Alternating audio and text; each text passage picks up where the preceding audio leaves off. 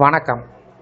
21 மாத நிலுவை 31/5/2026 தமிழ்நாடு அரசு ஊழியர்களுக்கு ஹாப்பி நியூஸ் சார்ந்து விவரங்களை பார்க்கலாம்.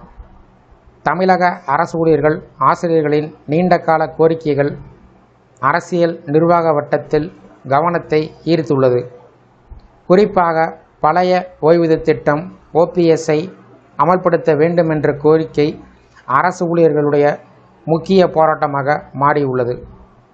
ஜாக்டோ பேரமைப்பு 10 முக்கிய கோரிக்கைகளை புதிய தமிழக அரசின் கவனத்திற்கு கொண்டு வந்துள்ளது.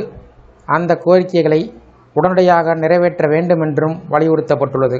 கடந்த 2021ஆம் ஆண்டு தேர்தல் போது OPS திட்டத்தை மீண்டும் கொண்டு வருவோம் என திமுக கொடுத்த வாக்குறுதி நிறைவேறாத நிலையில் அதற்கு மாற்றாக TAPS திட்டம் அறிவிக்கப்பட்டது அரசு ஊழியரிடம் அதிருப்தியை ஏற்படுத்தியது.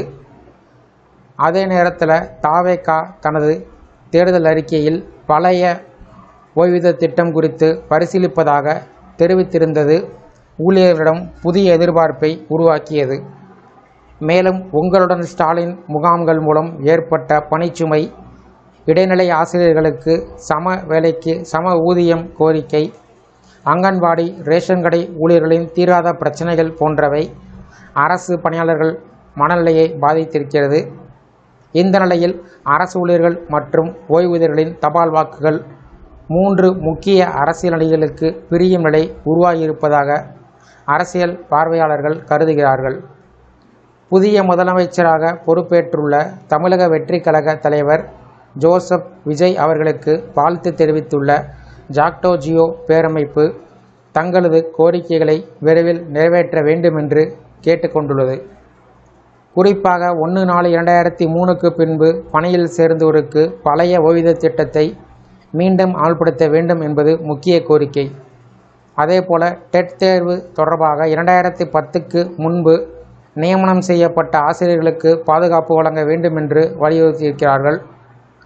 இடைநிலை ஆசிரியர்கள், முதுநிலை ஆசிரியர்கள், தலைமை ஆசிரியர்கள் மற்றும் உடற்கல்வி ஆசிரியர்களுக்கு மத்திய அரசுக்கு இணையான ஊதியம் வழங்கப்பட வேண்டும் என்று கூறப்பட்டுள்ளது. மேலும் பல்வேறு துறையில் நிலவி வரக்கூடிய ஊதிய முரண்பாடுகள் களையப்பட வேண்டும்.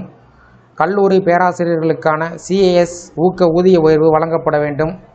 காலி பணியிடங்கள் நிரப்பப்பட வேண்டும்.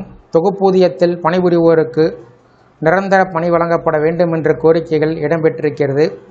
அதிலும் மிக முக்கியமாக 21 மாத ஊதிய மாற்ற நிலுவைத் தொகையினை உடனடியாக வழங்க வேண்டும் என்ற கோரிக்கை அரசு ஊழியரிடம் மிகப்பெரிய எதிர்பார்ப்பை ஏற்படுத்தியிருக்கிறது. 2002 முதல் 2010 வரை தொகுப்பூதியத்தில் பணியில் சேர்ந்த ஆசிரியர்கள் மற்றும் அரசு ஊழியருடைய பணிக்காலத்தை முழுமையாக கணக்கில் கொண்டு ஊதியம் வழங்க வேண்டும் என்று வலியுறுத்தப்பட்டிருக்கிறது. சாலை பணியாளர்கள் 41 மாத பணி நீக்க காலத்தை முறைப்படுத்த வேண்டும் என்று கோரப்பட்டுள்ளது.